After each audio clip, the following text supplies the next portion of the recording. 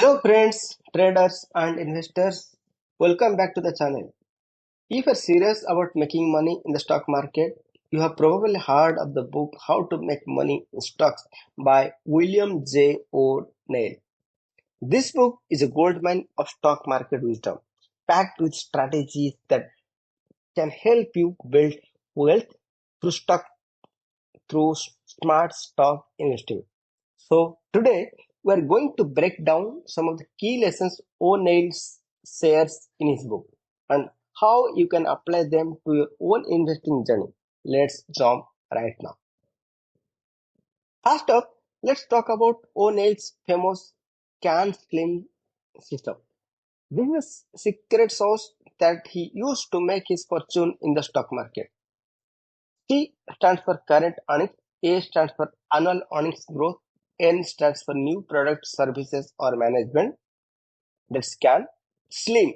S stands for supply and demand, L stands for leader or laggard, I stands for institutional sponsorship, and M stands for market direction.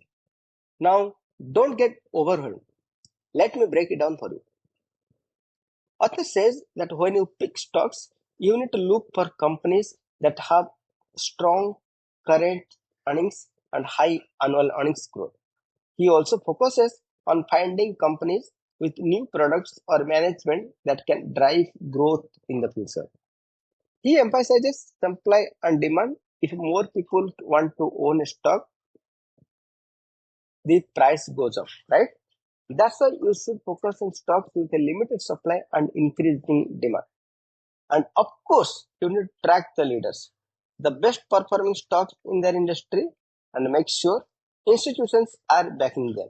Because when big players are investing, it's a good sign.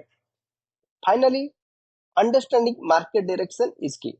If the market is in downtrend, even the best stocks won't perform well. Next, author's most important rule: cut your losses quickly. He stresses that you should never let a stock fall more than 7% from your purchase price. Why? Because small losses are easier to recover from. Author believes in cutting your losses early before they get bigger. If you wait for a stock to recover, you could be waiting forever, or worse, watching it sink deeper. So the moment a stock goes 7% below your buy price, it's time to cut your losses and move on. It might sound tough, but this rule keeps your portfolio from taking massive hits. Another powerful concept from the book is buying stocks at the right time, specifically when they break out from a base. O'Neill calls this a breakout. A breakout happens when a stock moves past a certain price point, typically after it has been trading in a range for a while. This means it's ready to make a move higher. So instead of chasing stocks that have already gone up, look for stocks that are just starting to break out. O'Neill encourages us to buy stocks when they hit new highs and to pay attention to the volume.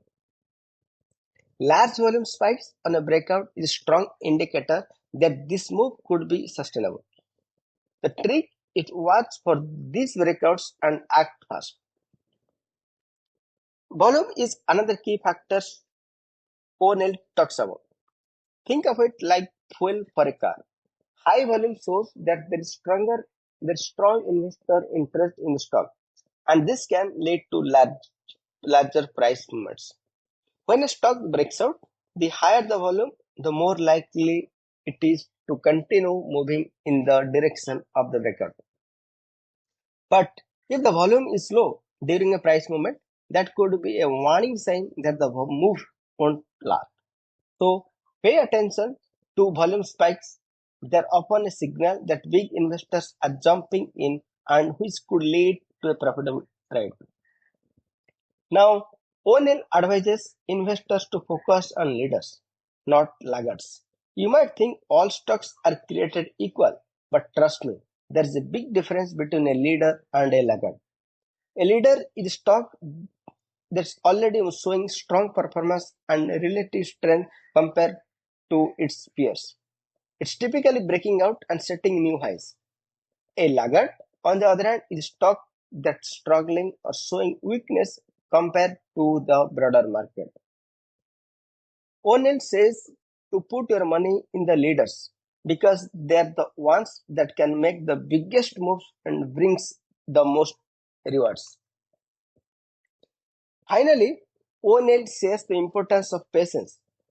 Once you find a winning stock, let it run.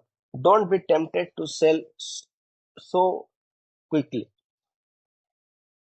Many investors make that mistake of selling their winners too quickly because they are afraid of losing profits.